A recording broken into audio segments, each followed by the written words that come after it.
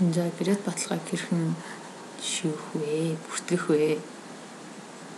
За гэрээд баталгаагаа тээврийн хэрэгслүү бусад гэсэн хоёр ангилд хуваасан байгаа. За тээврийн хэрэгслийн лимитэд болон төрөлцсөн даатгалыг гэрээд баталгаа тээврийн хэрэгсэл гэсэн хэсэгтээ бүртгэнэ. Бусад гэрээд баталгаа бол гэрээд баталгаар бусдыг сонгоно. За гэрээд баталгааг бүртгэхэд эхлээд гэрээд баталгааныхаа төрлийг сонгоно. За орон сууц зээлийн хэрэгслийн даатгалыг сонгоё. За орон сууц зээлийн хэрэгслийн даатгал маань дотор хоёр бүтээгдэхүүнтэй учраас энэ дээр нэмэлт бүтээгдэхүүнтэй хэсэг гэдгийг чагталж өгнө. За ингээд эхлээд орон сууцныхаа мэдээллийг оруулж өгнө. За орон сууц маань хаана байршилтай, ямар хэдэн тоот байршилтай вэ гэдгийг энэ дээр оруулж өгнө. Орон сууцныхаа хаягийг Орхон аймаг Баян өндөр сум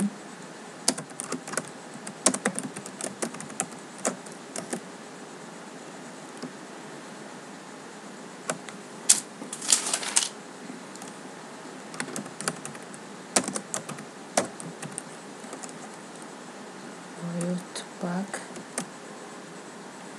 225 дугаар байр 43 тоот. За орон сууцныхаа үнэлгээг оруулж өгнө. За орон сууцны хувийг оруулж өгнө.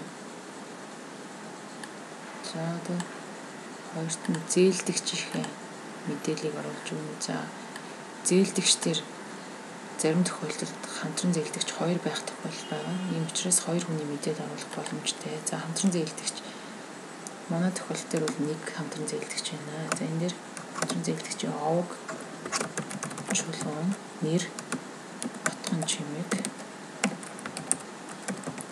хамтран зээлдэгчийн регистрийн дугаар,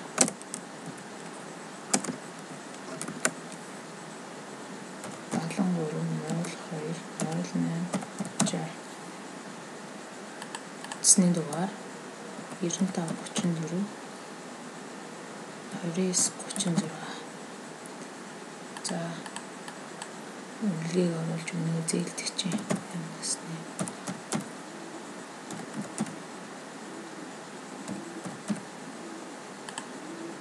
За хувийг оруулж өгнө.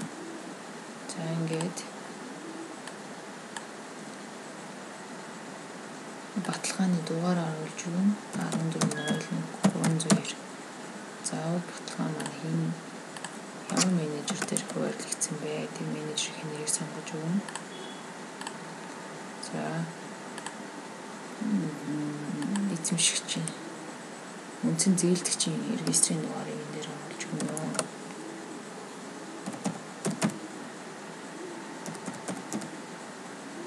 За хайлаа зээлдэгч нь манад өмнө бүртгэлтэй бол гарч ирнэ. За ингээд мэдээлэл шалгаад хадгалах төвчлөрөө дарна. За уг гэрээд баталгааг хэвлэж өгөхөр бол гэрээд баталгаа хэвлэх гэдгийг чагтлаад хадгална. Дангаар нь зөвхөн хадгалах бол хадгалах төвчлөрөө дарна. За амжилттай бүртгэлээ. За амжилттай бүртгэгдсэн хэсгийг шалгахын тулд гэрээд баталгааны жагсаалт руу орно. За уг гэрээд баталгаа маань бүртгэгдсэн байна.